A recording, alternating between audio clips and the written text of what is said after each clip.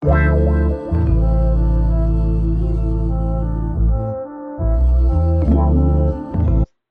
hello, welcome back to my channel. My name is Alexis, creator of Slateboard Studio, also go by Tony Childs. To share with you my 2025 design ranked best and what I feel like could have been better.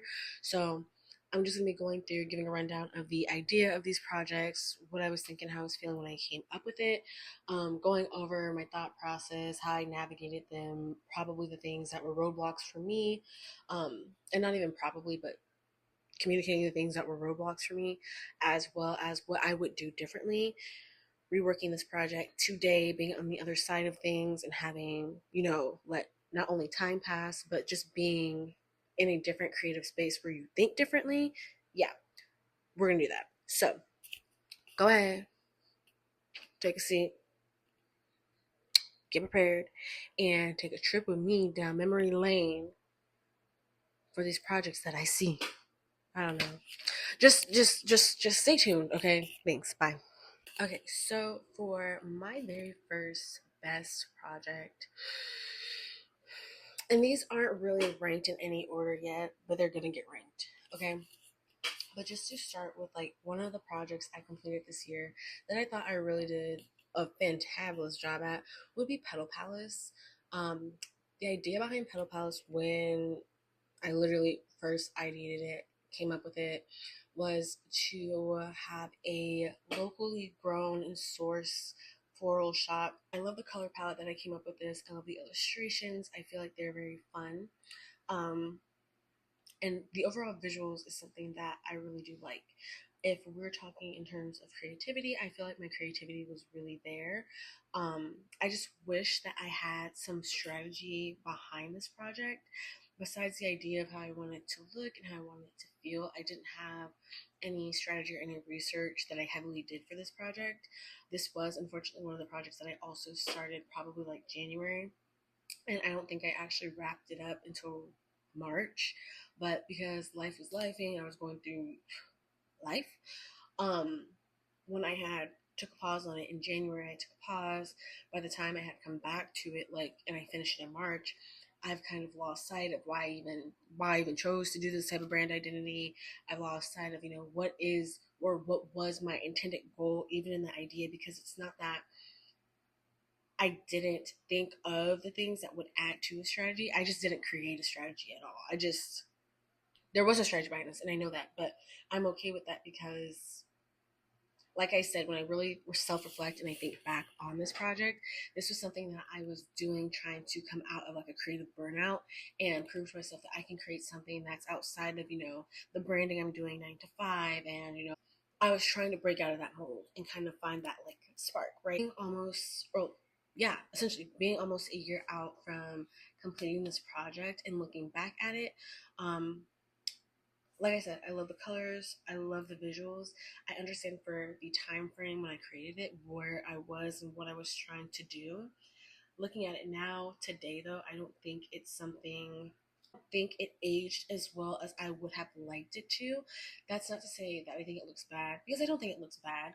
Um, I just think looking at it now, there are elements of it that make it kind of come off juvenile, a little bit cartoony, and that's not how I wanted Petal Palace to be received. And I would do differently today though.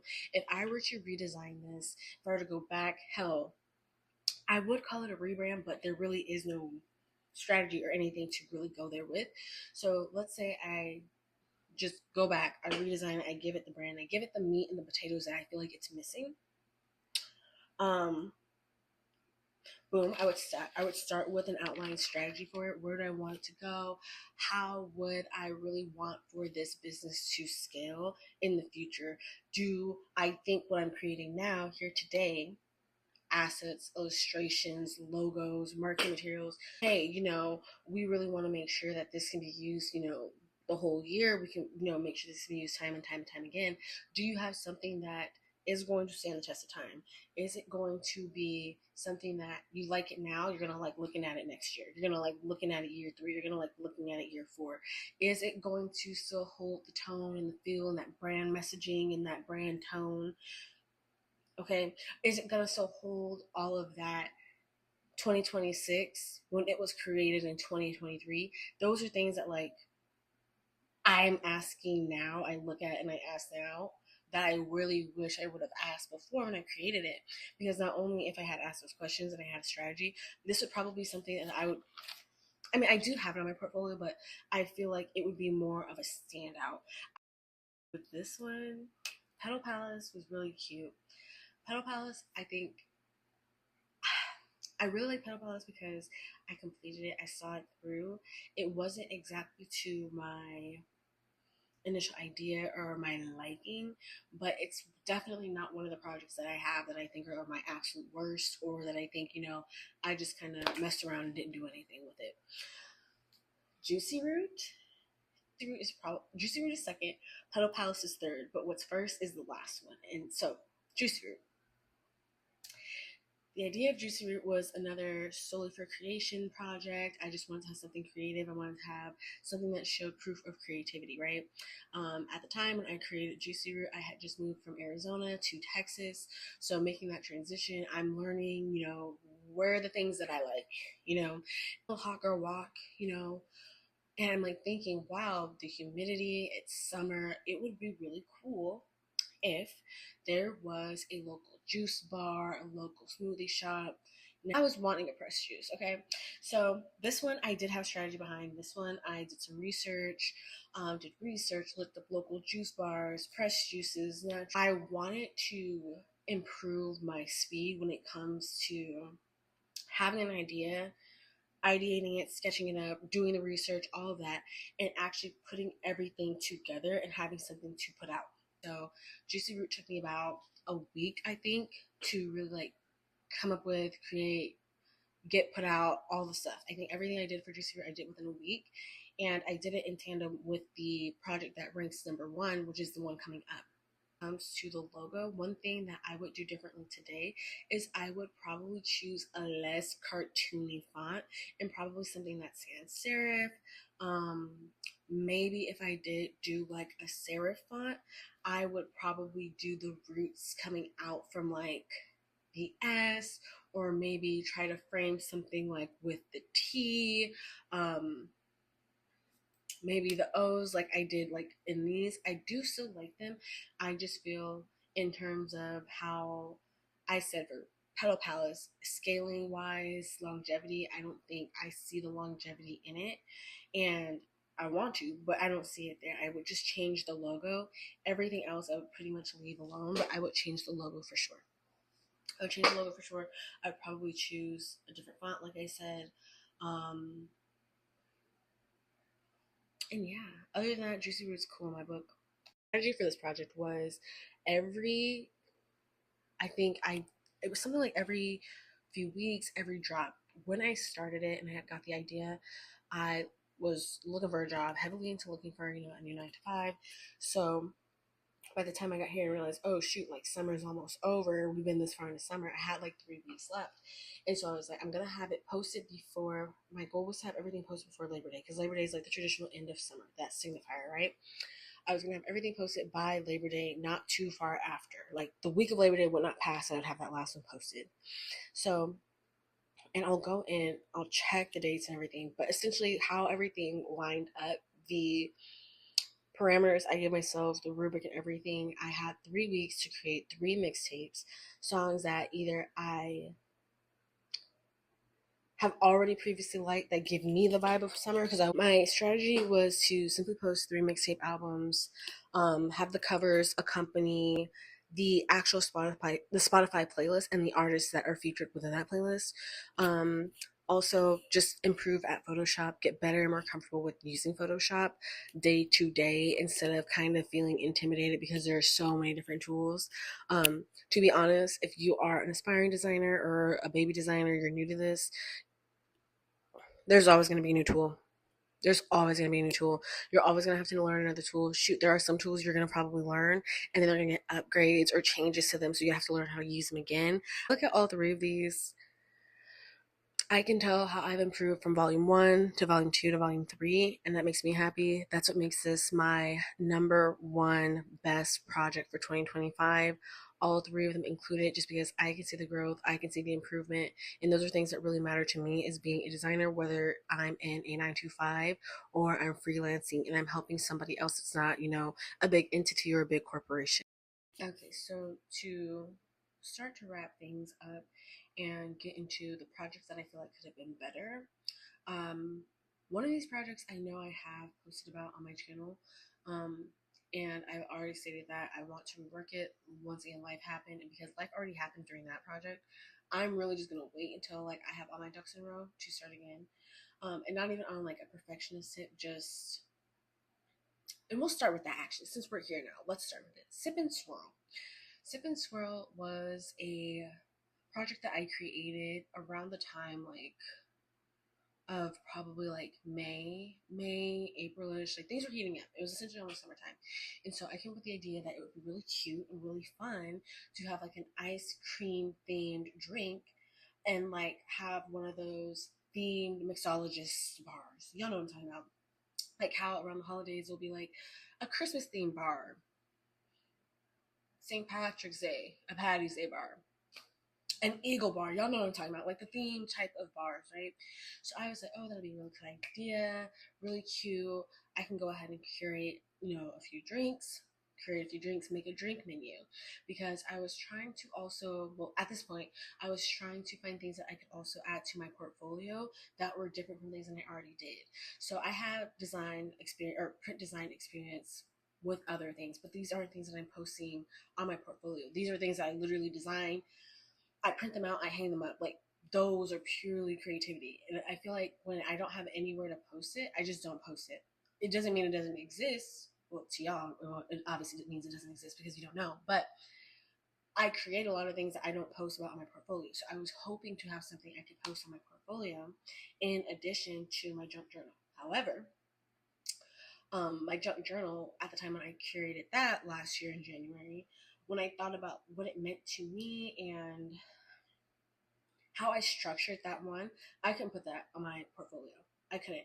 So this year around, and I do have another one coming for 2025, I will be doing another junk journal. I'm just going to make it so I have a version that's solely for me and everything completely honest, nothing stripped out. And then the one that I release that I can show people and share and be like, this is how I designed it digitally, this is what I did, blah, blah, blah, blah, blah, will just be a slightly different version that doesn't have all of my heart put out there because I'm saving that for an actual book. Okay, so Sip and Swirl. I really want to love Sip and Swirl. I don't hate it. I love the idea. I love the concept. I love the color palette. I love where I know I was going when it comes to the illustrations.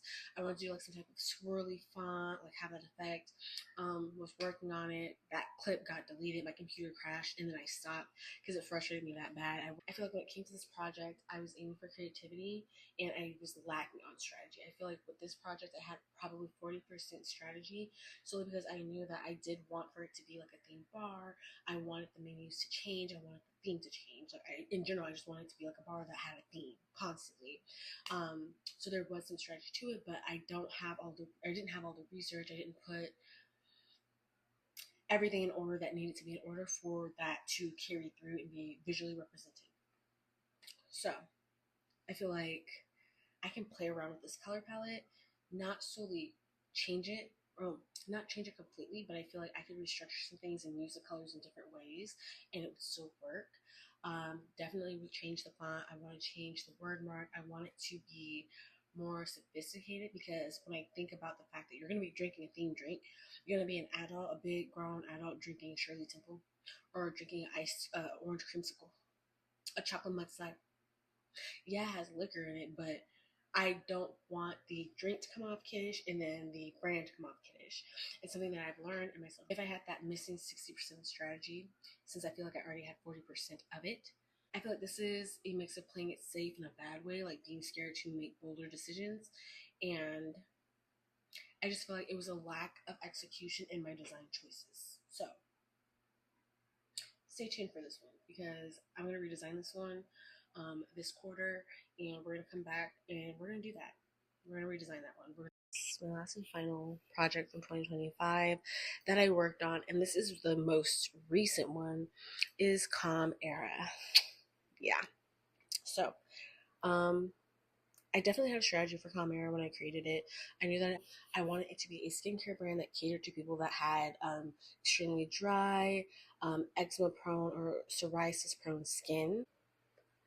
I wish I used a different set of colors, and that's really because I feel like I use these colors frequently, different shades of them, different hues.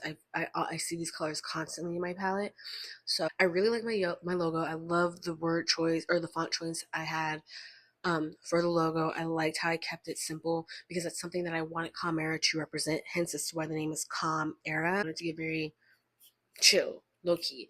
For this brand, I did kind of want to err on the side of minimalistic, and I feel like that's where I struggled because I'm so used to doing things with color and having them be brighter and having them be a little bit more minimal. Okay, so I feel like that's where I struggled with this one because this one's not bad, but I feel like it's not fleshed out completely how I would like for it to look. If I were doing this today, what I would do actually is I would include like a mock-up of a social media feed. I would also include some real data, some facts, on dry skin, psoriasis, eczema, things like that, as part of marketing materials for adverts and things like that, signages, um, kind of like I did for Juicy Root. Other than those things, I love the idea, but I'm wishing I fleshed it out more. So I might go ahead and do that this quarter as well. I just feel like I need a little bit more from this one for me to really feel like she's okay. I don't feel like there's anything bad per se, but I feel like I could have did more. I feel like I could have gave it a little bit more. I could have put a little bit more of a touch on it. Okay, so that wraps up my best and could have been better design list for 2025. I had a lot of fun creating everything I did last year. Um, Looking back last year compared to 2024 for me, I've had a lot of growth. I've had a lot of new experiences. The way that I think as a designer has changed several times. I feel like for the better. My design thinking has gotten better. I'm able to um, apply a lot of the skills and things from other sectors of areas I've been in to my design thinking that I have seen benefit me. So I really love that. I love being able to go through these projects and show you guys what I liked, what I didn't like, give you guys a little bit more insight behind my thought process and why I did things the way that I may have done them. Because I know that I'll post the brand guide or I'll post the brand identity. And I started trying to post little like videos and shorts of the projects, but I understand it's different. It hits different when you hear somebody explain what they were thinking, why they did something the way that they did. It's also, I feel like, a valuable skill for designers because when you have your clients, whether it be freelancing or the client you work with through your agency at your 9 to 5, you got to be able to, like I said in my previous video, defend your design decisions and be able to also be accountable. So yeah, I didn't have strategy behind that one. This one was purely creative. I don't know what I was thinking with this one. Yeah, life happened, I just stopped right here. Like, that's real stuff. And I feel like that's what keeps you human. That's what keeps you, as everybody else here on, Mother Earth. Thank you guys for watching. Let me know down below in the comment section what project you liked, what you probably would have done. Tell me what ideas you're coming up with. What are you doing this year? Are you coming up with any brand identities? Have you created anything thus far in the 2 weeks we've been into the new year that you're really proud of, that you really love, that you're getting ready to add to your 2026 list? But yeah, I hope you guys have a great rest of your Wednesday. um have a great rest of your week. You're midway, you're in the middle, you're halfway through, baby. Okay, and I will see y'all on Sunday. Bye.